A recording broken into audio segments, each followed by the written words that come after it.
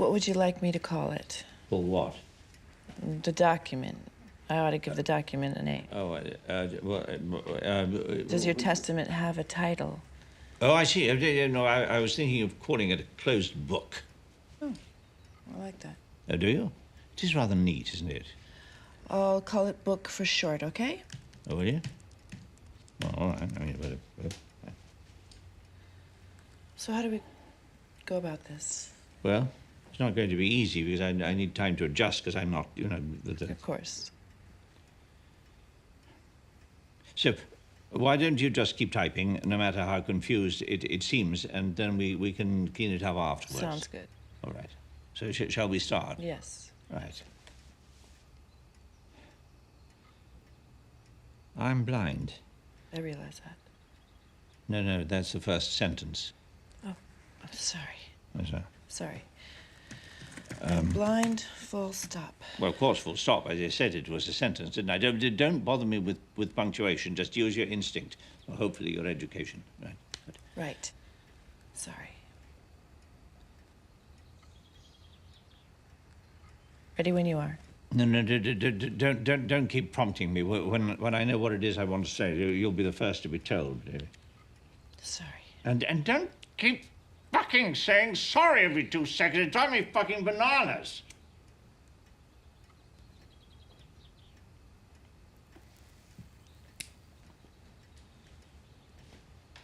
And now it's my turn to say sorry. I humbly apologize. I'm deeply sorry. I'm so sorry. I should never have spoken like that. And please forgive me. Don't worry about it. I know this must be awkward for you. Thank you. Thank you very much. So I'll start again. Yes. I'm blind. I have no sight. Equally, I have no eyes. Thus, I am a freak. Blindness is freakish, is surreal. Excuse me, do you want both is freakish and is surreal? Yes, is freakish, comma, is surreal, full stop. Blindness is freakish, is surreal. Oh, God, that's absolute garbage. What am I talking about? This won't do it. It's absolute bloody nonsense. What, no, it's all right. It's all right. Just you keep typing. Don't worry about my complaints, all right? Blindness is freakish, is surreal. Even more surreal is that having been dispossessed of not only my sight, but my eyes, not only of my sight, but of my eyes. Of my sight, of my sight, but of my eyes. Work from 9 to 12:30, lunch. Revisions from 2:30 to 6. Dinner at 7:30 always. Followed by a walk around the gardens or else into the village. Right, now, Jane, there is absolutely nothing to shepherding a blind man around. That's it. Just link your arm in mine. That's it. Good. Just a little tighter. That's it, nice and snug. Yes, don't be alarmed. This is as intimate as we're ever likely to get. Now, if we approach something that I should know about, like the curb, just exert a little pressure. Like this? Well, perhaps not quite as tight as that. Just like reining in a horse. Do you ride? No, sorry. All right, we'll use your imagination. All right, village, clockwise, I think.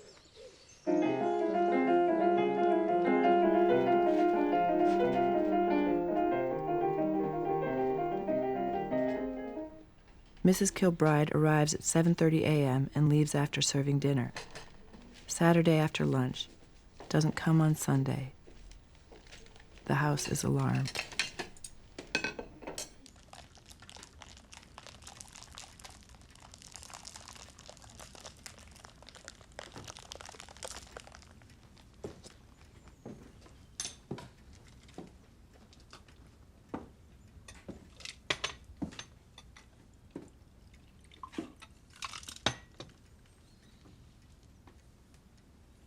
Thank you. Chin chin. Chin chin. You know, having you here is the best thing that's happened to me for a very long time. Well, thank you, Paul. I appreciate that. How about you? Have you enjoyed it? Be honest. Yes, it's been as interesting as I hoped it would be. Good. We have worked well together, I think. Yeah, we have. So, what's today? It's Friday. So, off to London tomorrow. Yep. See the boyfriend, hmm? There's no boyfriend, but I do have to get into town. Mm-hmm. We did say that I would spend my weekends in London. Oh, absolutely, absolutely. And I was just wondering something. Wondering what? Well, if you had an hour or so to spare... I probably will. Well, then there's a little reconnoitring job that I'd like you to do for me. If you did it at the weekend, then that would mean you didn't have to go up to London again in the week. What would it involve? Well, there's a painting, a self-portrait by Rembrandt in the National Gallery, and I just happen to think that it's the best portrait ever, and I'd like to write about it next week. So what I want is a detailed description of the picture, perhaps a postcard. I think you could get one at the souvenir shop. Actually, what would be best of all would be a jigsaw. A jigsaw puzzle? Yes. Yes, they have them of some of the paintings. I know they have the Holbein Ambassadors and the Sierra the Bathers. You know that one? Of course. I don't expect they'd have the Rembrandt. I mean, who would want a jigsaw of a bulbous-nosed old codger in a smock? but only if it wouldn't spoil your weekend, of course. No, I've got errands to do anyway. So when shall I see you? I'll be back Sunday night, but late, so don't wait up for me. I shan't. With a shake of his poor little head, he replied,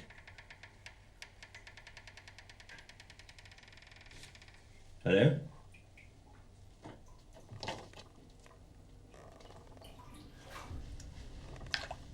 Hello, someone there?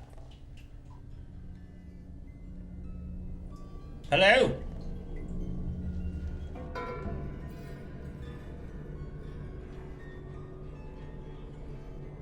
Someone there?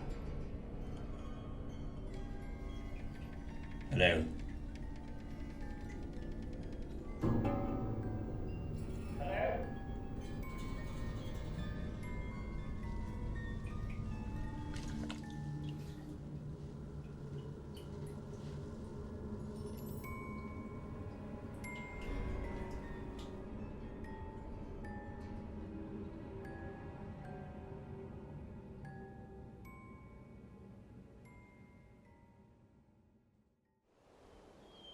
Morning, Paul. Morning.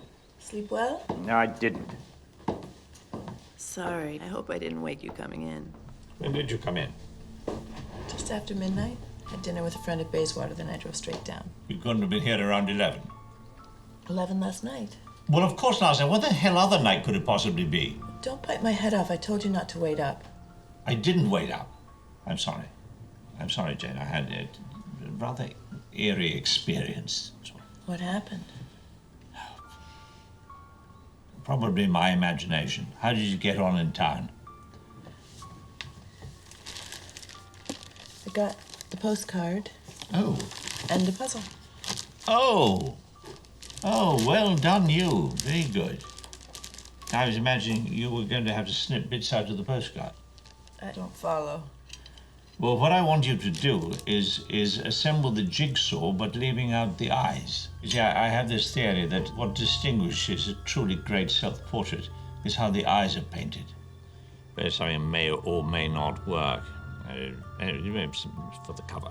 Where's my coffee? Mrs. Kilbride! Coffee is straight ahead at 12, but Mrs. Kilbride's already left. What do you mean left? I told her to take the week off. You what? I told her to take the week off. Joe was sick with the flu and he had it bad, Well, so I think that's all very well, but I'm not angry, but it's just I really ought to be consulted before you make that sort of decision. I didn't want to wake you. Well, couldn't it have waited until I was awake? Are you saying that I was wrong to tell her not to come in? No. I'd probably have done the same thing myself. It's just that I might have thought twice before burning my boats, our boats. If it's meals you're worried about, I'm happy to cook for the both of us. Really? I'm not a bad cook, you know. Oh, well, it might be a rather nice change from Mrs. Kilbride's perennial stodge. Are you sure you want to cook every day for a week? Sure, I enjoy cooking. Well, thank you very much. Right. Before we start, I'd like you to make a telephone call for me, please. Sure. Where's the phone?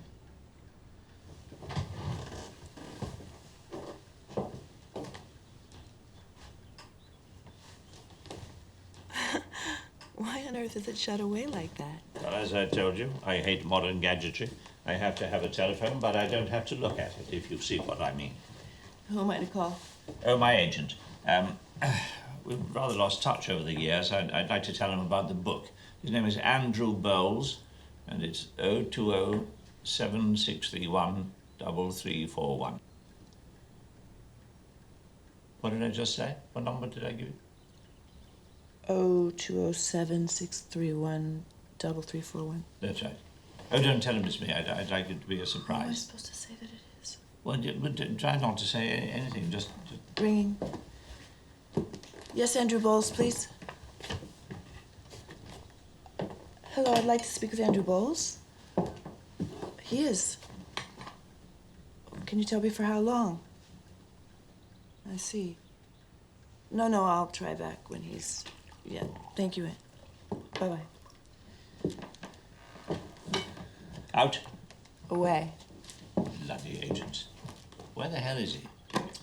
Touring through Asia and then back through the States. I guess he won't be back till the end of the month. Ah. Oh, well, at least the book will have a real existence by then.